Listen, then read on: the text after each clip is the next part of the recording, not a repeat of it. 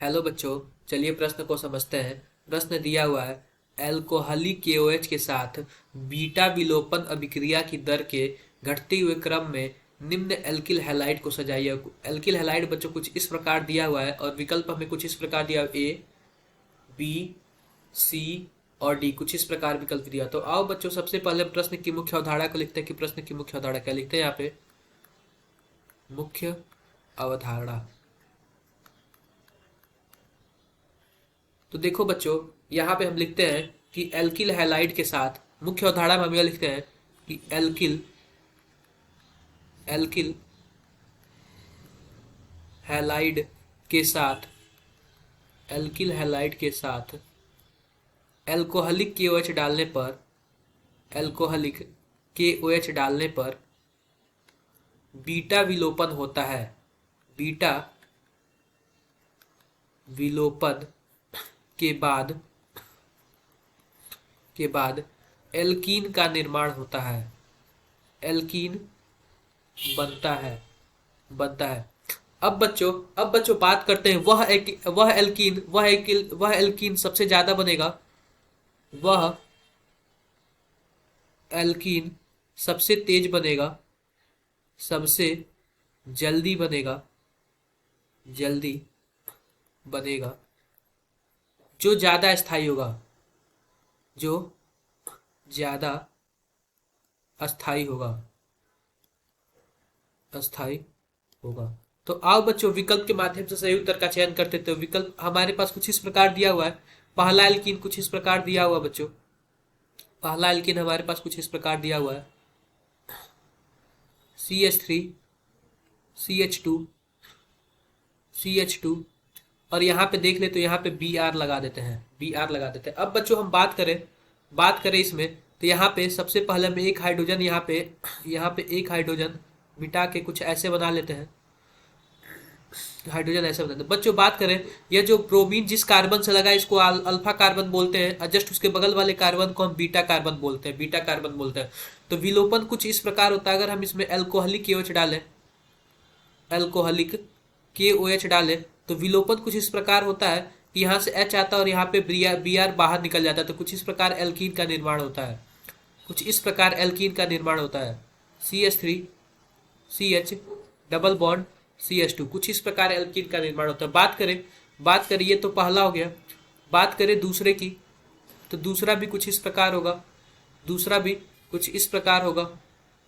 CH3 CH, यहाँ पे हो जाएगा CH3, यहाँ पे CH2 और यहाँ पे Br है। अगर बच्चों फिर से ये हाइड्रोजन को हम मिटा के इसके ऊपर लिख दें, तो इसका जो विलोपन होगा कुछ इस प्रकार होगा। और यहाँ पे भी जो हमारा अभिकर्मक रिएजेंट है वो भी सेम एल्कोहलिक KOH, कुछ इस प्रकार एल्कीन बनेगा। CH3 C double bond CH2 और यहाँ पे CH3। बात करें विकल्प तीसरे की, तो विकल्प तीसरा कुछ हमारे पास इस प्रकार दिया हुआ है, CH3 CH2 CH CH3 और यहाँ पे आ जाएगा Br। बात करें बच्चों इसके बीटा विलोपन की, तो यहाँ से जो हमारे पास यहाँ पे बच्चों हमारे पास यहाँ पे दो बीटा हमारे पास यहाँ पे 2 बीटा कार्बन है।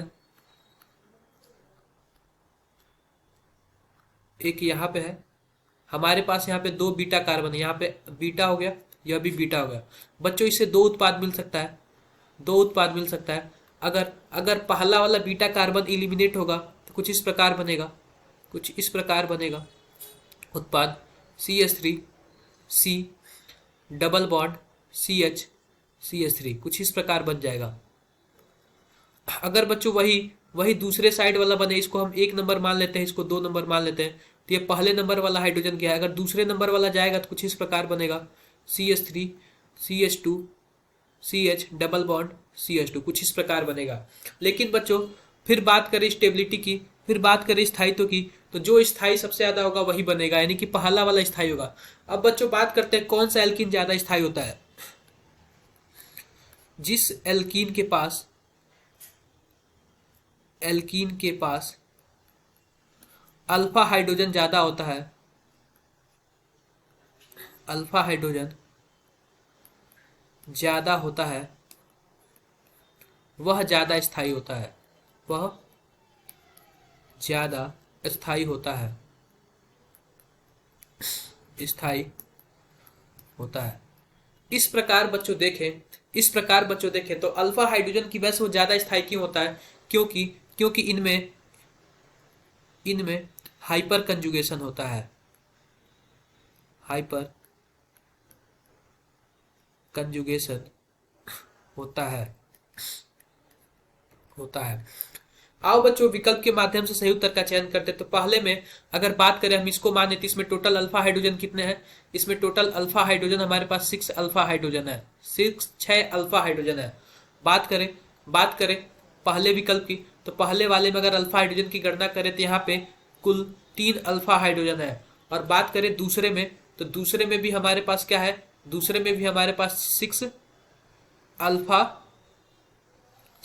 अल्फा हाइड्रोजन है। इस प्रकार बच्चों जो विकल्प बी है और विकल्प सी है, इसमें दोनों में 6 अल्फा हाइड्रोजन आ रहा है, 6 अल्फा हाइड्रोजन आ रहा है। तो जो हमारे पास दूसरा ऑप्शन है, इसमें क्या हो रहा है? अगर हाइपर कंजुगेशन करेंगे, हाइपर कंजुगेशन, तो ये ज्यादा स्थायी होगा, ज्यादा अस्थायी होगा। क्योंकि बच्चों अगर हाइपर कंजुगेशन करेंगे तो यहाँ पे पार्शियल पॉजिटिव के आसपास आएगा, और जिसकी वजह से यह बहुत ही ज्यादा स्थायी होगा, बहुत ही ज्यादा स्थायी होगा और रेजोनेंस भी करेगा। और यहाँ पे plus I effect, hyper conjugation, ये दोनों लगेंगे, जिसकी वजह से बहुत ज्यादा स्थायी होगा। तो इस प्रकार जो हमारा विकल्प ए है, सेकंड, थर्ड और वन, ये हमारा सही उत्तर है। आशा करते हैं कि आपको मुख्य अवधारणा के आधार पर प्रश्न समझ आया होगा। धन्यवाद।